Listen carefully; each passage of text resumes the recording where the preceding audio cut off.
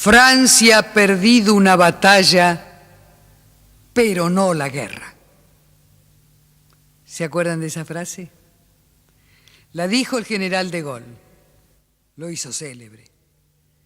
Estaba exiliado en Londres. El mariscal Pétain había firmado el armisticio con la Alemania nazi. Él, hasta último momento, había abogado por aliarse a Inglaterra para enfrentar el monstruo que quería dominar el mundo. Su llamado había sido desoído. Cuando supo del armisticio, el 18 de junio de 1940, lanzó su histórico llamado a la lucha, desde Londres.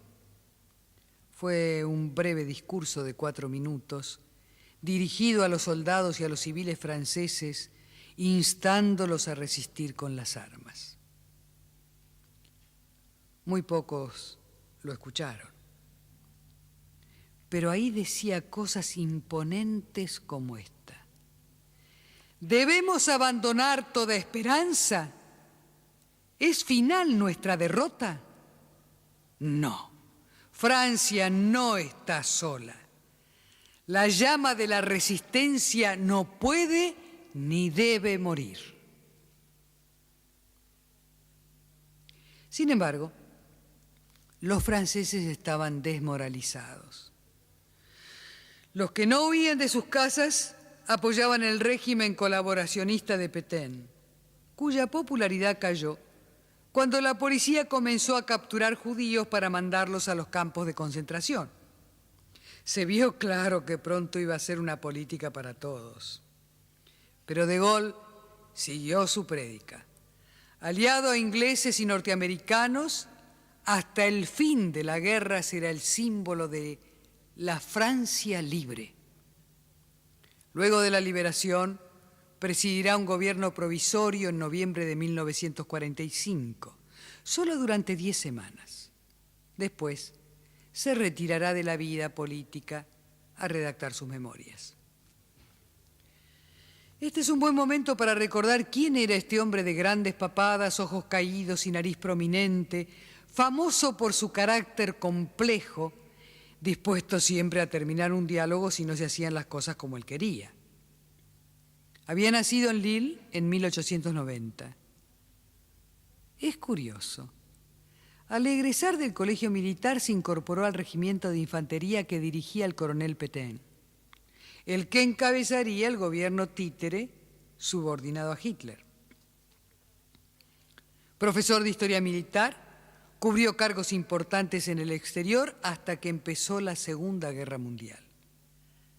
Pidió que se modernizara el ejército, criticó la famosa línea Maginot, que supuestamente iba a parar a los alemanes. No lo escucharon. Pero cuando volvió de Inglaterra, cumplió una hazaña. Transformó un país vencido en una potencia triunfadora. Sus opositores criticaban que siempre tenía la palabra gloria a flor de labios. En una Europa donde los yanquis se hacían fuertes, él quería levantar a Francia. Vuelve al poder en 1958 como presidente de la Quinta República. Se retira de la NATO y dirige un proceso de acercamiento económico y cultural a los países africanos adictos. Es el primer mandatario occidental en reconocer la importancia de Pekín. Desde 1963 se vuelca a la Unión Soviética para buscar un ámbito de maniobra ajeno a los Estados Unidos. Liquida el conflicto con Argelia y desde una posición de fuerza se vuelve a sus países vecinos. Decía: sin Francia no hay Europa, pero Francia no puede dejar de ser tal para que Europa subsista.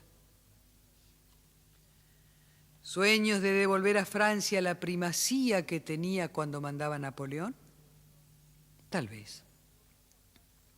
Lo cierto es que bajo su gobierno Francia creció moral y económicamente. A pesar de ello, Charles de Gaulle fue incapaz de sobreponerse a la crisis de mayo de 1968. Estimó que ya no contaba con el apoyo del pueblo y renunció un año después. Fue lúcido hasta el final. No creía en el socialismo, pero tampoco en el capitalismo. Hábil negociador, repetía, la diplomacia consiste en hacer durar los vidrios rotos en sus marcos. Tampoco se engañaba respecto de la gloria. Se parece a una estatua, decía. Uno está allí y alrededor hay un precipicio. Murió en noviembre de 1970.